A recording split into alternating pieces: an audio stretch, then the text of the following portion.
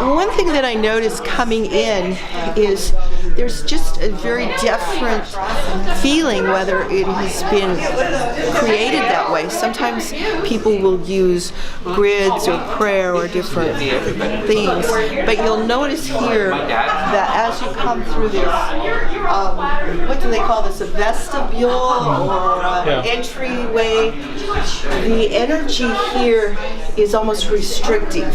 It channels you in and it makes you feel slow, as if you're not welcome.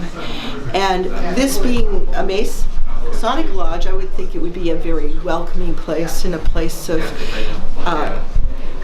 drawing people in. So it makes me wonder if there's some sort of sacred where you have to go through rites of passage, or if you have to have some sort of acknowledgement of respect. And so I would say, please grant me entrance. I come in a respectful way. So in doing that, then I step through, but there's a real sense of almost a restrictive barrier or a pause, like you need to approach in a certain way in order to really enter, as if there is some level of spiritual protection here. I don't feel anything negative, it's just restrictive. So I'm looking over the area where I saw Pete earlier, and I'm not seeing that grid. So I'm going to walk over in that area and see if I see anything.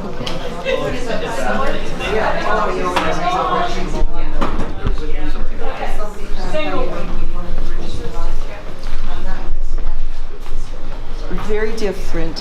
When you walk through here, there is a shift in energy, and my vision shifts. And when I say my vision shifts, is I'm seeing things very clearly, and then all of a sudden they look distorted, as if have you ever been in a eye doctor and they go number 1, number 2, and you look through number 2 and you go, whoa, let's go back to number 1. It's kind of like that. It's like, how come my vision has now become distorted? And there's a slight pain down the side of my head, and I feel like it's impinging on the optic nerve. So I feel like I may be touching into someone else's energy who has had a problem with the brain or with pressure onto the optic nerve. Can I ask a question? So how do you know, like, if you're in a room like this, how do you know, like, an area that might have, like, high energy or something? Like, what do you do to tell people? I normally do what we call a walkthrough. And a walkthrough is you just kind of walk through and let your body talk to you. Your senses will respond. Sometimes you'll get a headache, sometimes the leg will hurt, sometimes you'll get a cramp. Sometimes there's an odor. Sometimes there's like you come up against a viscous barrier and it's like, I don't feel like I can walk that way. And sometimes you'll think you saw a person, you'll walk around the person and realize there was no one there. Or you'll think you see an object and there's no object there. And some of it is a residual memory of something that has been there before and imprinted, and other times it is actually a spiritual. So how do you know the difference between a visual memory and a spirit? I think it comes down to checking it out, seeing how you sense and you interact with it. Because if it's something that is consistent for yourself and for other people and it's just holding, it's probably a residual memory. But if it's more interactive or has a tendency to relocate, then you're probably looking at something more spiritual, because that movement effect just gives you the clarity that you've got Somebody else there. A living interaction. So do you go over these aspects in your book? To some degree, not in great detail. I talk about doing a walkthrough and how you should just keep yourself very open to sense and feel, and not to negate something, because you might be having a bit of a headache and think, oh, I guess I'm tired or I'm dehydrated. And if you write it down, you may sit down with your team later and find every single person who stood in that spot had a headache. Now, that much of a coincidence, as we say, is not a coincidence. So it's hard to really be definitive. It's an experiential thing where, you know, it's not like 1 + 1 always equals 2. It's a thing where you will encounter something, you'll have a feeling about it, and your feelings are what have to guide you, and then you start kind of checking out different things. Does it move? When you come back, is it still there? Is anything showing up in pictures? If you talk, does somebody talk back on the ghost box? Some of these other, like temperature drops, the different equipment may record it. But as an intuitive, as a psychic, I kind of go internal and ask, is someone here? What am I seeing? And often, if there's someone here, they will start a conversation with me. Other times, I will find that they retreat, and I am aware that they're concerned by my presence, like they feel intruded upon, or as if we don't belong there. So you kind of have to assess each situation individually. And that comes with experience, I would think, too, yeah? I think that's the best way to approach this, because it's kind of like sending a kid to the ER room. They show up and you have to just start asking questions and kind of ferreting it out, because most of the time the children just hurt. They don't know what's going on.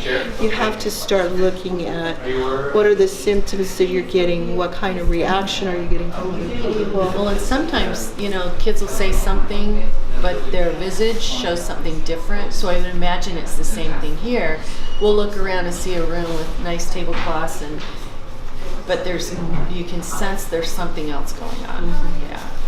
Okay. Well, so far I'm not feeling anything that I would term in any level less than positive. Everything feels like a movement of energy. It feels very clear. It feels like there's some areas that are a little more as if I'm shifting from one level to another.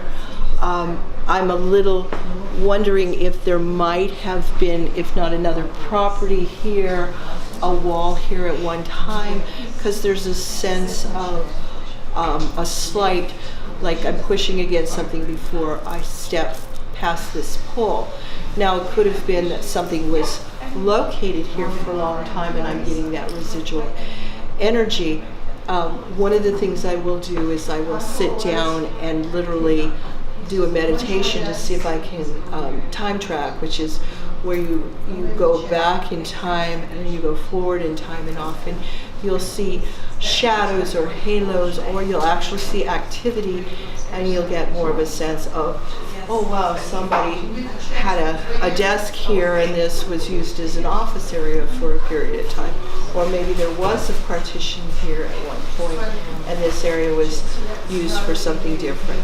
But you only know that if you sit with it, and a lot of times your brain is saying, well, that doesn't make sense, there's not the foundation, there's not the footings, it couldn't have. And then somebody will say, there was a building here before, and that building had a separate room on this area. So you have to just trust what you're feeling, but be open in that perception to know there's probably more than you perceive, and you don't want to jump to a conclusion. It's kind of like the facts. Report what you perceive, how you perceive it, and sometimes it'll gel, and sometimes somebody will come out like a librarian or a previous owner and show you schematics or tell you something that makes sense of what you are talking about. But the more you can be just very accurate with what your perceptions are without coming to a conclusion, the more chance you have of really getting a clear and honest picture at the end. And it's interesting, as you walk and as you integrate more information, it's like your brain, it's almost like your brain goes back in time and begins to look. At first it doesn't know what it's looking for. It's like, am I looking for a ghost? Am I looking for an old building? Am I looking for a Civil War event? It doesn't know what it's looking for. But after a while it gets enough markers or indicators that it begins to put the story together and give you more of a clear picture. But I would say experience. Just allow the experience. Thank you. You're welcome. We're going to follow you through. Oh.